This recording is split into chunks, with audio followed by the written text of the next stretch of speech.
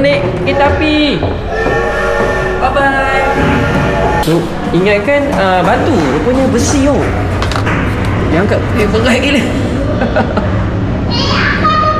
Kat dalam ni kita orang lah satu family. Ada orang lain lah. Kita buat apa saja yang kita mau. Ya.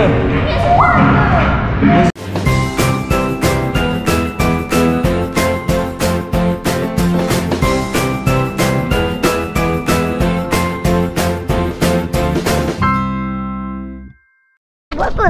Assalamualaikum. Hari ni kami dekat Museum Bukit Besi. Kita warga masak je. Tapi pelik lah. Kapal terbang betul. Kapal terbang yang kita kebal betul tu ke model je? Betul lah. Takkanlah model saja. Boleh masuk tembak ke? Oh, sejuk sini. Untuk tiket bagi dewasa RM5 orang. Dewasa RM5. Kanak-kanak RM3.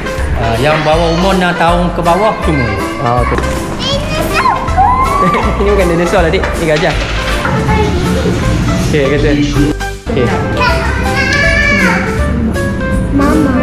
Mama tu dia berwarna kelabu gelap. Kelabu gelap.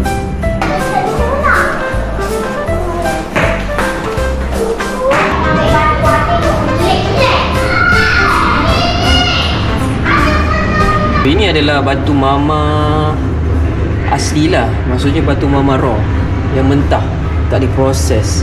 Maksudnya walaupun dia memang cantik tau. Nampak ada colour-colour sikit kan. Dia memang untuk perhiasan lah. So ini pula adalah batu Pertuan DJ. Yang kat dalam ni dia ada ferrum ataupun iron lah.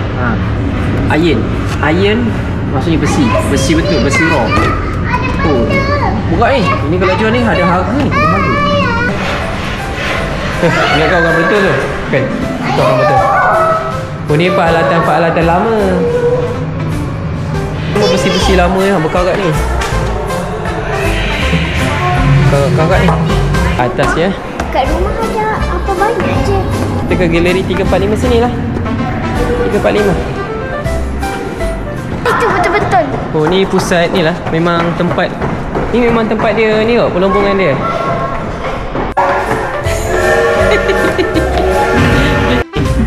Barang-barang dulu-dulu lah. Barang-barang purba kan. Kita tahu lah bila kan. Ni teropong askar macam-macam ni. Barang-barang ni. Rasanya barang-barang ni kita dekat mana-mana pun boleh nampak lah. Boleh jumpa lah ke museum lain.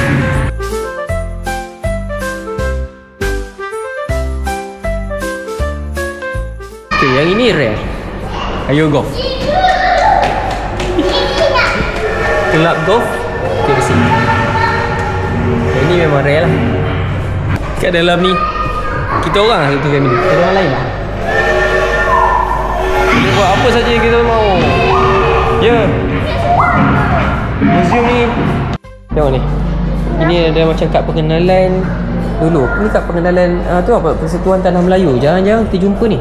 Kenapa? Tengok tu. Betty Joyce White dengan Ronald James White. Ni dia mula-mula dia perkampungan kecil je. Orang kat sini berburu, tangkap ikan. Tapi sampai satu masa diorang mula buat pelombongan kecil-kecilan. Tapi sampai satu masa diorang kan buat pelombongan kecil-kecilan, tapi diorang terjumpa macam batu-batu ada lebih berat daripada batu-batu biasa. Jadi disebabkan batu tu jadi berat, so dia telah mula menarik ahli geologi Jepun pada ketika itu yang memang dah ada dekat Tanah Melayu. Jadi diorang buat research. So diorang temu dalam batu tu ada komposisi besi. Dan komposisi besi tu memang berkualiti lah. Jadi sebab itu nama dia tu Konahara. Macam itulah nama dia.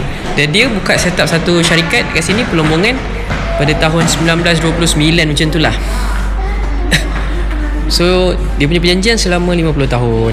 So dia sepanjang itu dia buat pelombongan sehinggalah Perang Dunia Pertama. Perang Dunia Kedua. Pada ketika itu dia memang dah merosot. Aktiviti pelombongan merosot. So apa dia buat, dia dah tak boleh nak ekspor barang, dah tak boleh nak ekspor besi. So dia buat perjanjian dengan Siam untuk hantar biji besi tersebut ke Siam, dan Siam akan bagi barang-barang keperluan asas lah, macam beras dan sebagainya.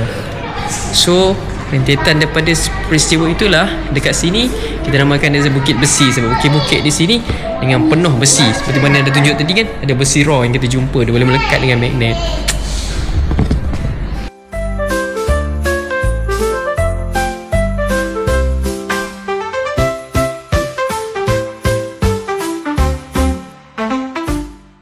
Okay, setelah berapa jam kita kat sini? Sejam kot. So kita nak balik lah. Banyak lah ilmu yang belajar. So siapa yang nak ambil pesa, take note lah. Kita boleh datang sini. Sama situ. Okay, seperti biasa hanya ada beberapa orang saja dekat sini. Itu macam tak nak balik. Okay, jom. Bye-bye. Kita nak bergerak ya, bye-bye. Jumpa lagi. Bye.